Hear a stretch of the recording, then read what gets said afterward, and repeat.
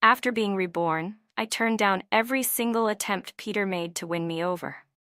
When he offered to take me home while I was burning with a fever, I didn't even think before turning around and running off. Before dawn, he had already made breakfast and was waiting for me downstairs, but I handed it all out to the other comrades. When he stubbornly tried to force the two of us together, I went straight to submit a discharge application. In my last life, I married a man who appeared to be the very picture of uprightness, Peter. He was so righteous, so good to everyone, yet I was the only one who had to swallow my grievances. This time, he can go on being that too nice guy by himself. I'm not playing along. Mom, stop staring, my younger son said impatiently. Today is Aunt Grace's 70th birthday. Dad's not coming back. Go to bed early. Yvonne and I are heading over. Big brother and third sister are already there. I'm going too. He took his wife by the hand and walked toward the door. Struggling, I pushed myself up and reached out to stop him, but the door closed, leaving me with his impatient look and the sound of his voice fading farther and farther away. So annoying, he muttered. Every time Aunt Grace wants us to keep Mom company, she stirs up some fuss. Today she's even pretending to be seriously ill. Guess I'm the only fool. None of my brothers or sisters came back. Looks like they've already seen through her little tricks. My daughter-in-law tried to comfort him. Don't say that. Let's go. I heard Aunt Grace's son bought a villa and plans to move Dad in. I want to see what it looks like. I shut my eyes, drained of strength as hot tears slid from the corners of my eyes. My whole body felt like it was on fire. Maybe I really was going to die this time. Memories of my pitiful life kept flashing through my mind. Peter and I weren't matched by a go-between. It just happened. He was a platoon leader. I was in the performing arts troupe. He was quiet and sparing with words, looking every bit the decent man. So I married him. That was the beginning of a lifetime of sorrow. He was so upright that most of the 100 yuan monthly subsidy went to the poor soldiers under his command. I urged him to keep some for us, but he said, "If I don't look after my men, who will?" At the time, I thought a man who cared so much for his subordinates must be a good man, so I allowed it. Then I got pregnant and couldn't perform anymore. I was left with only my basic salary, and life began to get hard. During the holidays, whenever there was rice or white flour to share, anyone who complained to him even a little got something from him, and he often came home empty-handed. I would wait for him with high hopes, only to be disappointed again and again. I wanted one bountiful new year, but instead we argued and he decided I was unreasonable. After I gave birth to our first son, I began asking him for his wages every month. He thought I had changed too quickly, and for the worse. But when our skinny little boy cried from hunger, I had no choice but to fight for what we needed. Maybe there was never much love between us to begin with, because what little we had soon existed in name only. He stopped coming home, preferring to sleep at the base. My mother-in-law forced him to come back. Later we had more children. Maybe he realized how hard it was to raise them because he started leaving me half his wages each month. I was already grateful, and our life began to run more smoothly. But then fate stepped in again. The platoon leader I used to go on missions with never came back. Peter took it upon himself to look after the man's family, often helping for an entire day at a time. Gloria, a woman with 2 children, had lost the pillar of her family. I felt truly sorry for them, until the day Peter brought them into our home. Gloria's husband was gone, housing in the military district was tight, and she was about to be sent back to her hometown. Peter sat on the edge of the bed all night, unable to get past that hurdle in his heart. I told him not to overthink it. He had done all he could. I never imagined he would make such an unbelievable decision. Without telling anyone, Peter brought them home. Looking at our already crowded household, I snapped and fought him like a mad woman. There were already 6 of us crammed into a 2-bedroom apartment. Where on earth was there room for anyone else to live? That was the first time Peter ever hit me. His eyes were bloodshot as he slapped me hard across the face, then glared at me and walked away with Gloria. He carried her luggage, one shoulder supporting a child, while Gloria followed behind him with small, careful steps. They looked more like a family than he and I ever did. He had never once carried so much as a scallion for me, never put our children on his shoulders. He set up a home outside for Gloria, and from his monthly wages he gave me only a third. The rest went entirely to her and her children. For the sake of my kids I endured, watching him rise higher and higher in rank. People even thought Gloria was his wife. I was forgotten by everyone. Even my children weren't close to me anymore, because Gloria would sew them new clothes and give them snacks. No one knew how hard I fought just to keep them alive. No one knew that I went hungry every day, surviving on cold water, or that I quarreled daily with the mess hall's cook just to steam one more corn bun for them. Whenever this happened, Gloria would appear in her clean, well-pressed clothes, speaking for me with a gentle tone, and everyone would praise her for being so gracious. I was like a rat in the gutter. Everyone forgot that the clean clothes on her back and the money in her hands should have been mine, including the man standing beside her, looking at me with impatience. Before I married Peter, I had been one of the leading performers in the cultural troupe, educated and well-spoken. But everyone's attention shifted toward Gloria. Later, Peter received an out-of-town post, and of course, he took Gloria and her children with him. I didn't even know they were gone until a month later. By then, I no longer had the strength or the time to cry. There were children to feed and school fees to pay. I had to survive. Years later, after I had worked myself to the bone raising our children and seeing Peter's parents off, they came back. They appeared before me like a matched pair. In other people's eyes, Gloria was already the wife of a senior officer. Standing in the crowd, I caught Peter's faint glance in my direction. But there was no recognition in his eyes. Gloria recognized me. Her face showed a flicker of embarrassment as she tried to pull her arm back from Peter's, but he held on to her. Her cheeks flushed as she looked at me with what seemed like guilt. Everyone was saying how they had loved each other, unchanged, for 10 years. I slipped away quietly. It was better this way, pretend we had never known each other. I thought the children were mine alone, but that was only my wishful thinking. The moment they heard Peter was back, they all ran to him. When Peter saw them in their worn-out clothes, he lashed out at me, accusing me of being too stingy to spend even a cent on them, and saying, that's why they lived like this. He took all the children away. I cried and begged them not to leave. But Gloria shielded the kids, telling me I was scaring them. I fell to my knees, pleading with her not to take them. Peter shoved me away, brushing the dust from Gloria's skirt and telling her, don't get close to her, she's dirty, you're no match for her. Gloria frowned. Peter, no, it's my fault. I've taken you from her for so many years, I know how bitter you've felt. Peter looked at her seriously. You've never taken me away from anyone. You always urged me to come back, but I didn't want to. Everything with Gloria is my fault. Don't feel guilty. From now on, I'll make it up to the kids. Gloria seemed to want to say more, but Peter led her away. My children followed them, leaving without the slightest hesitation, leaving me alone in the dilapidated house. Even now, when I'm about to die, they resent me for wasting their time. How laughable. I felt my body growing weaker and weaker. I might really be dying, and maybe that was for the best. Life was too bitter. I didn't want to go through it again. I sank into darkness. When I opened my eyes again, there was a sharp knocking at the door. Emma! Emma, get up! The captain's voice was calling me, and I instinctively responded before my mind even caught up. My body moved first. Slipping into freshly pressed clothes, I opened the door. The person standing there gave me a once-over and asked, why aren't you wearing a skirt? What a rare opportunity this was supposed to be. Then I remembered. Today was the day the captain was taking us to meet the soldiers from the lower unit. It was at tonight's party that I had first met Peter in my previous life. The thought of the misery I'd endured back then drained all the color from my face. I'm not going, I said flatly. I don't feel well. The person in front of me frowned. How can you suddenly not feel well? Can you still manage? Maybe my face had gone too pale, because he seemed to believe me. I remembered him, my good friend, Zachary Chu. He was the only one who had ever told me not to marry Peter. He'd said that a man like that was the worst kind to build a life with, that if we ever argued, everyone would take Peter's side. That face of his represents justice, Zach had said. Back then, I didn't believe it. Now I did.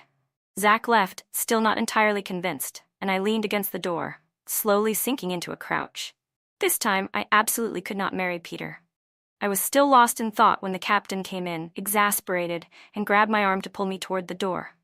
Emma, you have to go today. Last time you claimed you were sick, and you were the only one in the troop who didn't go. If you skip again, people will say you're stirring up class division. I knew the captain meant well. In my last life, I'd thought he was just a gun-wielding brute, someone I looked down on. But it had been him who fought for my basic salary, him who encouraged me to be strong.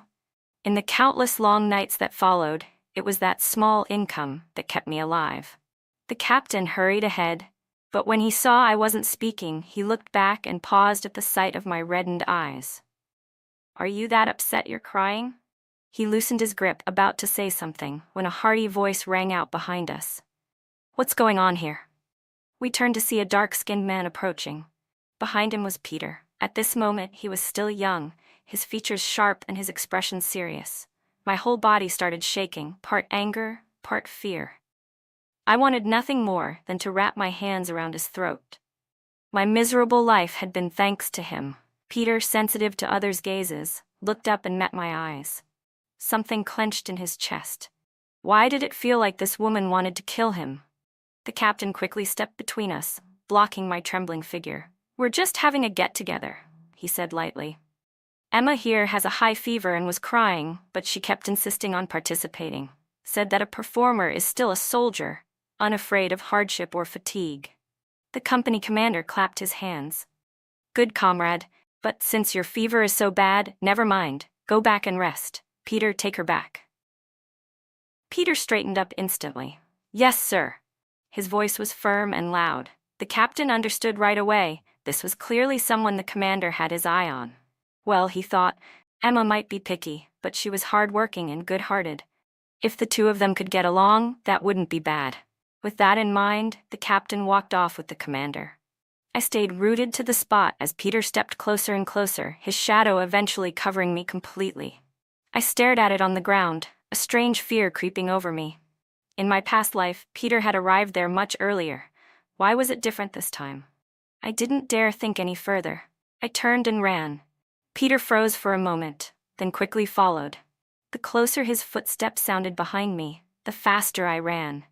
The uneven road nearly made me trip, and Peter called out, reaching for me. Every hair on my body stood on end. I would rather twist my ankle than let him touch me. I braced for the humiliation of falling flat on the ground, but in the next second, someone caught me around the waist. Opening my eyes, I saw a lazy, teasing face. Well now, Emma, he drawled. This time you've thrown yourself right into my arms. Behind me, Peter's brow furrowed. Comrade, please watch your words. I saw with my own eyes that she was about to fall. It wasn't anything like what you just suggested. Such malicious language shouldn't be used toward a decent young woman. The man, Jacob Zhao, yanked me behind him. And who the hell are you supposed to be? Peter, his expression deadly serious, stated his background and said, Please let go of this young lady. I had never heard Peter speak so many words at once, but it also reminded me to act. I quickly pulled my hand free from Jacob Zhao's grip, ignored them both, and limped away. My ankle was a little injured, and I didn't want to see Peter, let alone Jacob. Because in my last life, the first time Peter brought Gloria and her children back, it had been Jacob who stepped in for me and punched Peter. But Gloria was the widow of a fallen soldier, and with that act, Jacob was doomed to be unable to stay in the army. He was discharged soon after, and I never heard from him again. When I reached the dorm entrance, a girl with a ponytail hopped over the railing toward me. My pupils widened instantly. It was Gloria. I hadn't realized we'd crossed paths this early in my last life. Gloria curled her lips at me, bumped my shoulder hard, and kept walking. She only got a few steps before someone grabbed her by the collar and yanked her back. What are you doing? Why are you putting your hands on people? Peter's voice was cold. Apologize. Gloria's eyes flicked to the soldier who had stopped her. He was still just an ordinary private then, all bluster and no rank. Fine, I'll apologize, she muttered before darting away. Peter watched her back, his brow furrowed high. A rude woman like that was the kind he despised most. I could only find it laughable. Holding onto the railing, I climbed the stairs step by step, ignoring the hand Peter extended toward me, and shut the door without a word. I knew Peter too well. He had his principles. If he promised the company commander he would see me to my door, then he would. Funny how Peter could fulfill any promise he made to others, yet the one promise he'd made to me, to treat me well, he'd tossed aside without a thought.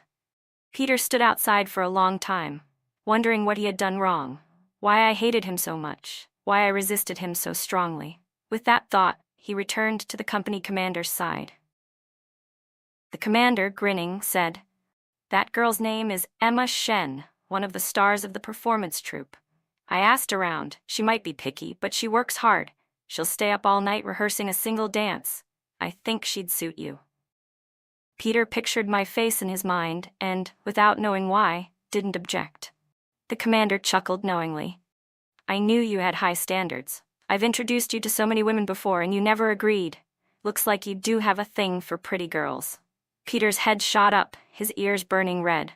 "Commander, it's not like that. I just think she's different." The commander gave him a look that said he understood perfectly.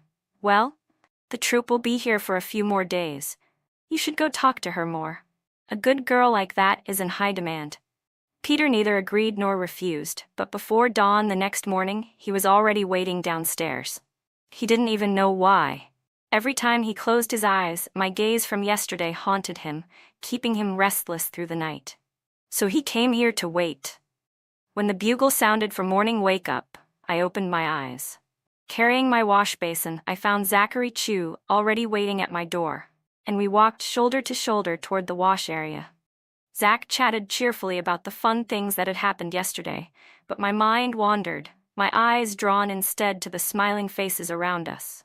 Since marrying Peter in my last life, I hadn't seen many of these people again. Zach suddenly nudged my arm, signaling for me to look outside.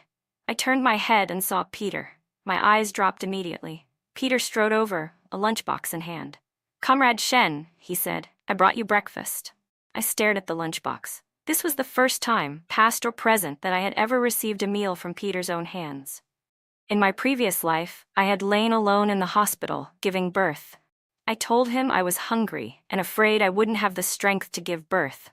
Peter told me to bear it, saying that soldiers endured much worse, and that I was being too delicate over something like childbirth. His words made me cry so hard, I couldn't stop. Annoyed, he walked out and never came back. It wasn't until after I'd delivered the baby that he appeared, only glancing at me briefly, before rushing off again, because one of his subordinates' wives was also about to give birth. The subordinate was away on a mission, and Peter busied himself taking care of her. I could barely form words by then. My baby had no milk, his face red from crying and hunger. It was only because a neighbor couldn't stand to watch that she stepped in and fed him some formula. But downstairs, early that same morning, Peter had stood in line to buy formula for that subordinate's wife. The irony was bitter. I hadn't responded at all to Zachary Chu's chatter, so he gave me a light kick. I turned back with a cold face and said, "Thank you, Comrade Peter. I'm not hungry." Peter's grip on the lunchbox tightened slightly, as if uncertain what to do. "Comrade Shen, have I done something to offend you?" "No, we don't know each other." Peter had never encountered anything like this before. He had always treated people kindly. Thinking of that, he gave me a deep, formal bow. I was so startled, I stepped back several paces. His expression stayed solemn. "I'm sorry, Comrade Shen. I don't know how I've offended you, but if I have, I apologize." I wanted nothing more than to avoid any further ties with him, so I shook my head repeatedly. "No, I just don't want to get married for the time being. I only want to focus on dancing." Peter pressed his lips together, clearly disappointed. He placed the lunchbox into my basin and walked away quickly. I hurried a few steps after him, but he only walked faster. I sighed helplessly. Zach came over, grinning as he teased, "When did you two meet? How did I not know?" I told him what had happened the day before, and we both brushed it off. But that evening the captain came to find me, his face serious. "Emma, how could you let a soldier bow to you? You need to write a self-criticism and offer Comrade Peter a formal apology." I opened my mouth. It was him. The captain cut me off immediately. "Don't say anything. This caused a bad impression." The company commander came to me personally. There has to be an explanation. I bit my lip. I knew it. Getting involved with Peter would bring nothing good. Zach, still smiling, wrapped an arm around the captain's and said, "Captain, don't be so serious. This really isn't Emma's fault." Peter showed up first thing in the morning, bringing her breakfast and bowing to her. It startled even me. The captain's expression softened a little, but he didn't change his mind. Carrying my written self-criticism, I followed him to the military offices. Soldiers were training non-stop along the road. The captain knocked on a door and took me inside. Looking up, I saw Peter. The captain gave me a subtle look, and I stepped forward, bowed deeply, and said, "I'm sorry, Comrade Peter." Peter waved his hands repeatedly, trying to help me up, but I stepped back to avoid his touch. Straightening, I began reading my self-criticism. When I finished, I took out ration tickets and the lunchbox, holding them out to him. "Comrade Peter, I didn't know where to find you, so I didn't return your lunchbox in time. That was my fault. I gave the food inside to others, and these are your ration tickets that I used without asking. I don't know why you bowed to me and apologized, but I'm returning these two things as a way to express my apology. I truly am sorry." Peter scratched his head awkwardly, clearly flustered. The captain cleared his throat, and I stood behind him. He addressed the company commander earnestly. "Emma is straightforward. Her mind is only on dancing. If there's been any misunderstanding, it's better to clear it up now." The commander's expression stiffened. His real intention had been for the captain to help push the two of us together. Once we were a couple, any misunderstanding would be irrelevant. Peter looked at me seriously, his tone tinged with disappointment. "Comrade Shen, is that really how you feel?" I nodded firmly. "I only want to dance." The light in Peter's eyes dimmed instantly. Walking out of the office building, the captain looked at my face and sighed. "Emma, since you have no interest in Peter, you should quickly find someone like-minded to marry." Just hearing the word marry filled me with fear. "Captain, I really don't want to get married," I said. He sighed. "It's not about whether you want to or not. Don't underestimate how stubborn people in higher positions can be. Most arranged pairings are forced together. From what I see, they've already set their sights on you." Every hair on my body stood on end. I walked back in a daze to find Zachary Chu waiting for me. "How did it go?" he asked. I threw myself into his arms and burst into tears. Why is my fate so miserable? If the company commander insists, not even you, let alone the captain, would have a reason to refuse. Once a performer reaches the right age, she either gets discharged or gets married. I have to choose one. And to everyone, discharge is the worst option. I thought about it all night. Even if I stopped dancing, I could not repeat the exhausting life of my past. So I submitted my discharge application. The captain stared at the paper in disbelief. "Is getting married really that hard? I'm not forcing you to marry right this instant." Choking back tears, I said, "I don't want to cause you trouble. I can't find the right person, and I don't want to marry anyone." He let out a heavy sigh. "Then what do you want?" "I have only one request, Captain. I want to perform on stage one last time." In my previous life, I'd left the stage far too abruptly. This time I wanted a proper farewell. He didn't hesitate to agree. There was already an internal performance scheduled for that evening. I walked back, happy, until I saw a lively group of soldiers in front of me, all congratulating someone. In the middle stood Gloria, wearing a bright red outfit with two braids tied with red ribbons. Beside her, grinning shyly, was her husband, the platoon leader who, by this time next year, would die in an accident. He was already a platoon leader now, with different insignia on his shoulders. No wonder Gloria had sneered and called Peter a lowly private that day. Right now, Gloria was beaming sweetly, holding rock candy and handing it out to everyone. When she reached me, she gave a dismissive snort. The good-natured man gave me an awkward nod, but Gloria looked at me with open hostility before turning to him in a coquettish voice. "I've been walking all day. My feet are sore. Help me." His ears flushed red as he supported her away, Gloria shooting me a proud, smug smile as they left. In that moment, I suddenly understood. Maybe in my last life she didn't love Peter at all. She had simply figured out what kind of woman appealed to him, and by doing so she'd gained countless benefits. A comfortable life, a happy home. My children were ordinary, unremarkable, while her 2 sons later became top leaders in the military district. Once I realized this, I didn't know whether Peter's fate was more pitiful or mine more laughable. I stopped thinking about it, and that night danced my final performance with everything I had, everything I had learned and endured over 2 lifetimes. I poured into it the bleakness and absurdity of my existence, my own ridiculousness and sorrow. When I collapsed to the floor like a dying swan at the end, I almost believed I had truly died. But the sound of applause snapped me back. I wiped away the tears at the corners of my eyes and stood. In the audience stood many people: the company commander, the battalion commander, every platoon leader, and countless soldiers. Their gazes were warm, their words direct. "Comrade Shen, when you fell to the floor, I wanted to grab my rifle and gun down anyone who had ever hurt you. It made me feel awful inside." Zach's hands were red from clapping. The captain came forward and hugged me tightly, his eyes bloodshot. Peter was there too, his eyes glistening. The moment I fell, something in his chest had ached with indescribable sorrow, filling him with an almost violent urge to destroy anyone who had ever wronged me. A woman this precious, he thought, should be held in his hands and protected so that she would never have to shed a single tear.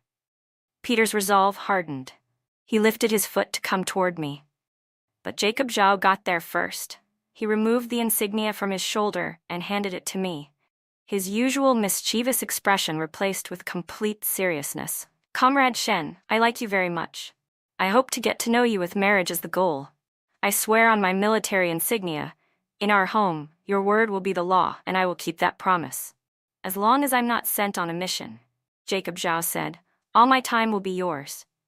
Peter's expression darkened as he stared at me intently. His gaze unsettled me, and rattled by Jacob's sudden declaration, I blurted out, I don't want to have children. Kids, I'd rather not have them at all." That one sentence made everyone present frown. "What kind of woman doesn't want children? What's the point of marrying her?" someone muttered. Even the captain tugged at my sleeve disapprovingly. Jacob only froze for a moment before saying, "That's something I need to think about seriously. Comrade Shen, can you give me a day?" I hadn't expected that answer, but I nodded. Either way, the paperwork would take a few days. The crowd dispersed. Peter tried to approach me, but the captain subtly blocked his path. He was angry, too. Angry that such a promising comrade like me would choose to leave over something like this. But the company commander's backing for Peter was strong, and that made things complicated. Zachary Chu's face was cold as he stepped up to Peter. "You're Peter, aren't you? Satisfied now? Emma meets you, and suddenly she has to choose between getting involved with you or going home? We're performance soldiers. We may not be as great as you, risking our lives in battle, but we're still human. Do you have any idea how hard Emma's life has been? Her parents sold her. She was nearly beaten to death, and only after joining the troop did she finally get a few good days. Why do you people have to treat her like this?" As Zach spoke, tears streamed down his cheeks, his voice trembling. I stood there like an outsider. That part of my past had long been buried in my memory. Thinking back, the reason I married Peter in my previous life was because I wanted a home of my own. I was like a charity case. No one stayed for me, no one cared about me. I thought marriage would mean someone to protect me. But in the end, it was nothing but an illusion. When I returned to my room, I divided my unused belongings among my sisters in the troop. Their eyes brimmed with tears as we hugged each other tightly. Then the door suddenly burst open. Peter stood there, breathing heavily, his eyes locked on me. He grabbed my arm and tried to pull me out. I jerked my arm free after several tries. "Comrade Peter, what are you doing?" Looking at me with all seriousness, he said, "I'll marry you. Don't leave." I eyed him warily. Peter gave a helpless smile. "I'm not a bad person, Emma. Don't treat me like I'm your enemy. I like you, really. From the first moment I saw you, I liked you. I don't know how things turned into this, but I swear I never meant to force you out. Maybe my approach was wrong. I thought you, like me, would follow the organization's arrangements. As for how I split my monthly wages..." I cut him off with a blunt question. "How much do you make a month, and how do you spend it?" Peter didn't understand why I was asking, but he answered honestly. "When I was a platoon leader, with the subsidy, I got 115 yuan a month. A few soldiers in my unit have very difficult family situations, so I give each family 20 yuan. That leaves me with 15, and I give it all to you. I looked straight at him. But I want to use the best face cream, wear the most fashionable clothes, make a new outfit every month. I want to eat meat regularly. Your 15 yuan won't be enough. Peter's already serious expression grew even more rigid. Face cream can be replaced with barrier cream, 2 cents a jar. Clothes can be worn again as long as they're not torn. As for meat, you can still have it once a month. I suddenly laughed out loud. My laughter left Peter completely baffled. It was a while before I looked at him again and said, I won't marry you. Everything I want, I can have on my own. My discharge payout is enough for me to live comfortably for a year or two. But if I marry you, I'll have none of it. I'll have to wash your clothes, cook your meals, clean the house, serve you, and give you children. Peter, tell me, what exactly would I be getting out of marrying you? Peter was at a loss for words. In his mind, marriage was simple, you just lived life together. Marry a man, he thought, and you'll have clothes to wear, food to eat, and you won't starve. But I knew better. Marrying him might keep me alive, but it would never make me happy. I'm not stupid. So why would I marry? After saying that, I turned and walked away. Peter stood frozen in place. No one had ever spoken to him like that before. Every time he gave money to soldiers in need, they were always grateful, saying that whoever married him would live a blessed life. The next day, Jacob Zhao didn't come to see me, which didn't surprise me at all. To men like him, a wife who refused to have children was unthinkable. On the third day, the company commander called me in alone. Between the lines of his words, he was blaming me for leading Peter astray, saying he'd been distracted in training for the past 2 days. His once perfect marksmanship had started slipping. I wanted to curse. I wanted to flip the table, but I couldn't. Instead, I smiled and accepted the criticism. So once again, in front of everyone, I read out my previous self-criticism, bowed to Peter, and said, I'm sorry, Comrade Peter, I've already submitted my discharge application. I truly have no way to continue interacting with you. I'm sorry. The company commander's face turned completely black. He told me to speak to Peter privately. Why should I meet him in private? Words can destroy reputations. If even 1 or 2 people with ill intent saw us and spread rumors, I'd have no way to clear my name. I'd be forced to marry Peter. In my past life, I might have fallen for that trap. In this one, never again. I didn't want to stand beside Peter for even a second. This time, there were few people standing on Peter's side. Anyone with eyes could see I wasn't the one at fault. And since I was already being forced to leave, I walked away without looking back. By the 5th day, my discharge paperwork had reached its final stage. The captain told me to think it over once more. I shook my head without hesitation. With no other choice, the captain stamped the papers and handed them to me. Take these to the logistics office to register. Once that's done, you can leave anytime. I thanked him sincerely, not just for helping me in this life, but for all the ways he'd fought for me in the last one. Wait, a voice called from behind. I turned to see Jacob Zhao limping in, one hand clutching his backside, his face pale with pain. He dropped to his knees with a thud in front of me. I was so startled I stepped back, but he caught my hand and refused to let go. Emma, you heartless woman, I nearly got beaten to death for you, and now you're leaving?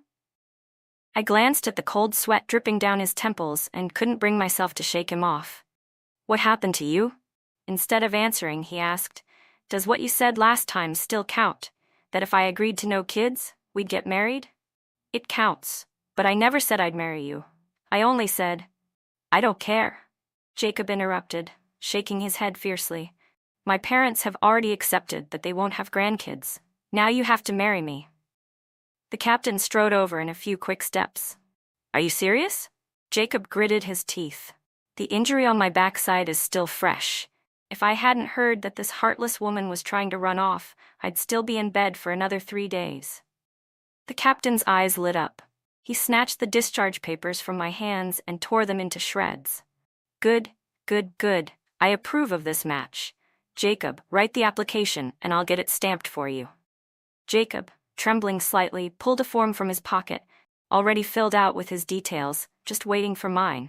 The captain, beaming, took it from him and pushed it toward me. Hurry up and fill it in. I hesitated. I hadn't exactly planned on jumping into another pit. The captain clicked his tongue. This application's been filled out for 6 months already. Jacob, you've been plotting this for a while, haven't you? I looked down at the date. Sure enough, it was long ago. Jacob covered his face sheepishly. That was love at first sight, but Emma said she hated sweet talkers and liked the quiet type. I lifted my head. Well, now I don't. Jacob's eyes lit up instantly. Then you like me? I'm number one when it comes to sweet talk. The captain burst out laughing. All right then, Emma, no kids means you can keep dancing forever. I really hate to see you go, but don't worry, your spot here will always be yours. You were born for the stage. With the captain's persuasion, I filled it in after all. The captain walked off happily with the form, while Jacob's grin curved his eyes into crescents. To my own surprise, my mood lifted a little. Seeing me smile, Jacob said cheerfully, Emma, I like the way you shine on stage. Even if you marry me, I'll never make you give it up. Everything at home will be taken care of by me, Jacob said. If I'm sent on a mission, my mom will come help you. Don't worry, she'll take care of things and then leave. She definitely won't bother you. My mom's the considerate type. Who talks about their own mother like that? But Jacob didn't think anything of it. My mom's very open-minded. You'll understand when you meet her. But right now, you need to help me up. I can't get up on my own. I quickly stepped forward to help him. The process of getting up had him gritting his teeth and wincing, one hand pressed against his injured backside as he let out a dramatic groan. I laughed so hard my stomach hurt. Supporting him, I helped Jacob out of the compound. A military Buick was waiting at the gate, and the moment they saw Jacob, someone rushed to open the door. He still wouldn't let go of my hand. No time like the present. Come home with me today and meet my parents. I glanced down at my clothes, far too casual. At the very least, I should be properly dressed for something like that. But Jacob kept tugging me toward the car. Emma, he began, but before he could finish, someone rushed in, shoving him aside and yanking me behind them. Jacob cried out in pain, the sound sharp and pitiful. His bodyguards hurried to steady him, and I saw that blood had already seeped through his pants. I shook off Peter's hand and ran to Jacob's side. Are you okay? Peter frowned, trying to pull me back. I didn't even use any force. He's faking it. Emma, Peter said, his voice urgent. Your captain told me you're getting married. You've already filed the report. I turned to him impatiently, only to see him looking as if he'd been dealt a heavy blow. How can you be so impulsive? This is the kind of decision that affects your whole life. I let out a mocking laugh. In my last life, he had rushed to marry me in less than 5 days. Why wasn't that impulsive? Peter's eyes were intense. I've thought it over. You're right. I shouldn't have been so concerned about other people's families that I forgot my own. From now on, all my subsidies will go to you. If you marry me, you'll only need to have 1 child. I have no bad habits, no shady connections. I'm completely clean. Jacob let out a snort. And who isn't clean? I'm clean too. Peter's gaze sharpened on Jacob. I'm talking to Emma.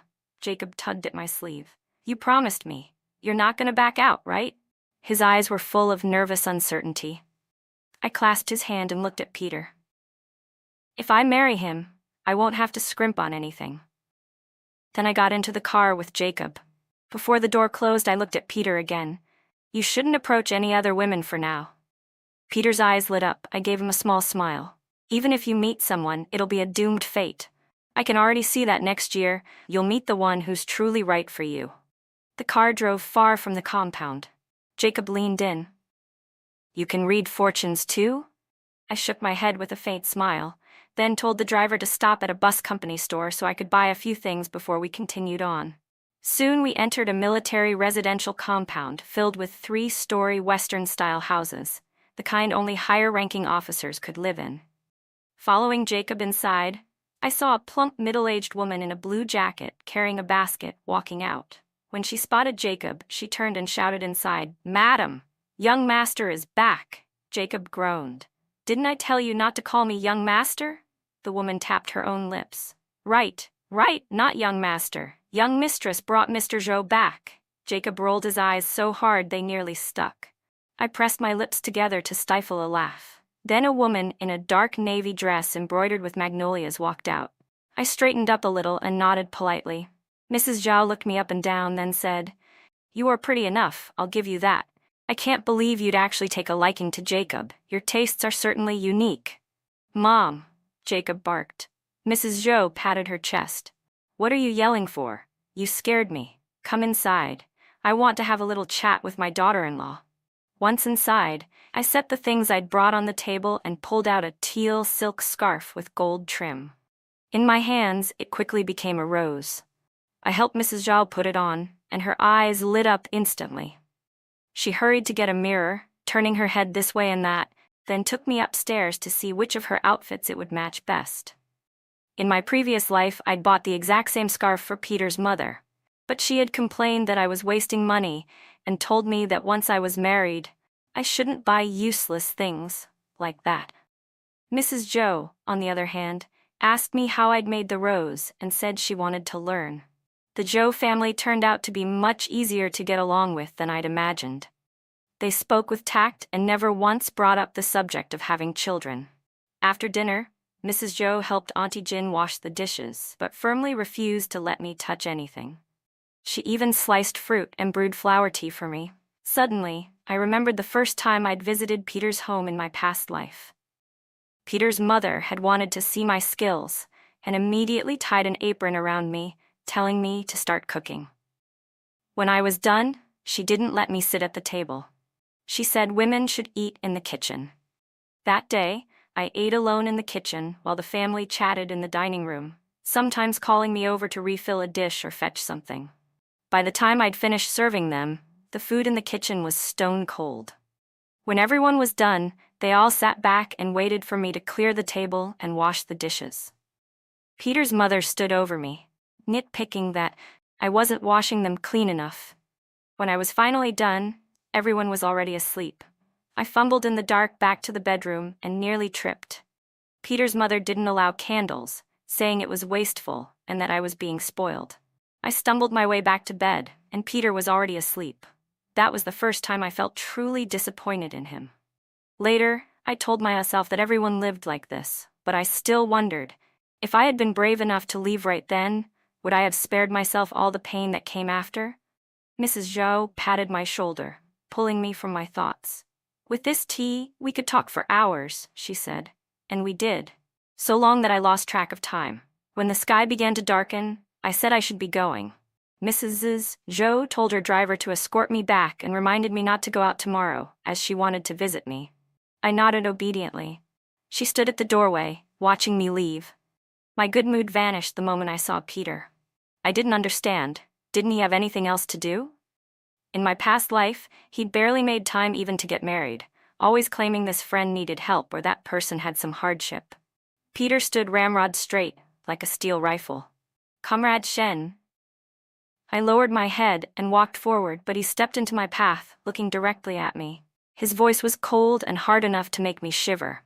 I raised my eyes to meet his, and saw nothing but pain there. "Comrade Shen, I've been an award-winning marksman every year, with an excellent reputation. Why can't you consider me?" I had never seen Peter look this way, pained, humiliated. I found it absurdly funny and actually laughed. "Peter, you're truly disgusting." His face stiffened, darkening with anger. I didn't care and went on. "You've known all along that I applied for discharge, right? And you didn't say a word. But the moment I talk about marrying someone else, you act like this. Admit it, you're just a selfish, narrow-minded man. In your mind, not marrying you and leaving the unit is a punishment you've already decided I deserve. Me marrying someone else goes against your will, so you keep pestering me. Deep down, all you care about is obedience. You want a wife who stands out, a spotless reputation, and the moral high ground, all at once. You want everything. So Peter, you're the one who's truly calculating here." His expression turned completely dark. I pushed past him and left. I didn't know when he walked away, and I didn't care. The next morning, Mrs. Zhou came at noon. I was an orphan, so the captain acted as my elder. Mrs. Zhao's sincerity was unmistakable. She gave a bride price of 580 yuan, the highest I had ever heard of. In the army, once the marriage report is approved, you're considered husband and wife. After getting the certificate with Jacob and holding the banquet, we went over to greet the company commander's table. He praised us as a match made in heaven, and Mr. and Mrs. Zhou nodded in satisfaction. Nearby, Peter's face was stiff, his lips unable to curve into even a polite smile, his eyes full of sorrow. When the guests dispersed, Jacob and I went upstairs. Every detail in the room showed careful preparation. Jacob lifted the quilt, and it was sprinkled with expensive decorative items. I took a basin, ready to collect them, but Jacob told me to sit and wait. He took the basin himself, put everything away, and then neatly remade the bed. Watching him work so deftly, I couldn't help but recall my wedding night in my past life. Peter, reeking of alcohol, had vomited all over the floor. I had cleaned and scrubbed until late into the night, exhausted, only to be pushed down the moment I lay on the bed. He hadn't cared that the bed was covered in small decorative stones his mother had spread for good luck and appearance's sake. The thick quilt the art troupe had given me was taken away, leaving only a thin one. That night, I ached all over and felt so uncomfortable that I cried several times. When Peter finally rolled off me and fell asleep, I dragged my trembling legs to wash up. By the time I finished, dawn was breaking. Then his mother banged on the door, demanding I make breakfast with my own hands. Thinking of that, and then looking now at Jacob, freshly washed, hair still dripping, handing me a set of the latest high-end pajamas from a department store that required foreign exchange coupons, I couldn't help but sigh at how different people could be. I took the clothes. "You prepared these?" Jacob's face flushed. Gone was his usual roguish air. "I thought you'd like them." I smiled. I liked them very much. After I washed up, I turned off the light myself. If we were going to do this, better to get it over with early so we could sleep. But unlike my past life, Jacob was attentive and gentle. At the slightest frown from me, he would pause to ask. In the end, I shut him up with a kiss. I didn't even know when I fell asleep. When I woke, I felt clean and comfortable. Jacob was gone, and beside my pillow was a fresh set of clothes. I hurried to get dressed. New brides are expected to make the first meal in their husband's home. But as I came downstairs, I saw Mrs. Zhou chatting with a well-dressed lady of uncertain age. Spotting me, Mrs. Zhou waved. "Emma's awake. Breakfast is still hot." She pulled me to sit on the sofa.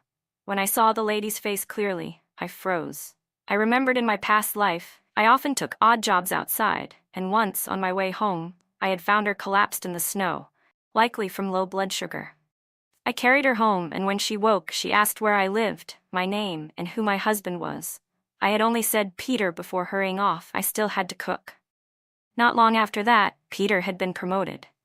The lady smiled. "Do you know me?" I quickly shook my head. At lunch, she worried I might be hungry and urged me to eat more, then said she wanted to come watch my performance. Standing on stage, I didn't need to compare myself to anyone. I knew I was the brightest there. In the blink of an eye, a year passed. My life had been so full and happy that I hardly thought about the past anymore. One day, Jacob came home and said he needed to make a donation, asking me for some money. That was when I learned that Grace's husband had died, and all platoon leaders and above were contributing. I gave him 2 large denomination bills, but Jacob frowned. "That's too much. My rank's not high. Giving too much draws attention. 1 bill is enough. Use the other to buy yourself something you want." I smiled. Jacob always gave me all his money, even letting me withdraw it for him, and Mrs. Zhou fully supported this. Sometimes she would give me extra money herself or take me out. When we returned from one such outing, Jacob held me close and told me the full story. Because of Peter's misjudgment, that man had died. Out of guilt, Peter had taken Grace and her child into his home. Peter still hadn't married, so bringing Grace and her child home didn't cause a public uproar. I was momentarily dazed. Was this the reason why, in my past life, Peter had spent so many sleepless nights? If it was, then why hadn't he told me? Grace stood stiffly at the doorway. Peter looked at the dark, empty room and suddenly felt that it shouldn't be like this. In his mind, the air should always carry the smell of home-cooked meals and the laughter of children. Even if the space was cramped, it should be spotless, with a gentle woman there to ask after him. It was strange even to him, but he believed this was how it should be. Grace tugged on his sleeve, snapping him out of his thoughts, and he let them in. News of Peter's kindness spread quickly and reached his mother. who considered him the most capable of men, able to marry even a commander's daughter. How could she let a widow hold him back? Mrs. Peter tidied up her own things and moved in as well. The Peter household soon became a noisy mess. Grace told everyone how pitiful her life was, how Peter's mother treated her harshly and only kept her for her pension. Peter was driven to the brink, avoiding home and sleeping at the barracks every day. What was once praised as a virtuous act quickly became a laughingstock. One day, while I was passing through the base to see Jacob, Grace came out with her 2 children, trying to leave. Peter, his face red with frustration, blocked her. Gone was the calm she'd shown in my previous life. She pointed a finger at his nose, her voice sharp. "In the morning, I make breakfast for your mother. Either it's too hot or she says I can't run a household. At night, I fetch her water, wash her feet, and wait on her when she gets up. I even scrub her chamber pot. I've never complained, but living costs money. You give all your wages to others, leaving only 15 for yourself, and your mother takes that too. Other people need help, fine, but I don't need help. You promised to take care of me and my children. Is this what you call taking care of us? Using my pension to feed your whole family?" Cold sweat broke out on Peter's forehead. He had never thought of it that way. He quickly retorted, "I make over 100 a month. How would I need you to support me?" Grace let out a mocking laugh. "And you're not ashamed to say that? You have 5 soldiers under you, whose families are struggling. You give each household 20, leaving 15 for yourself. Your mother takes that too. My son needs to go to school. Your mother needs her meat.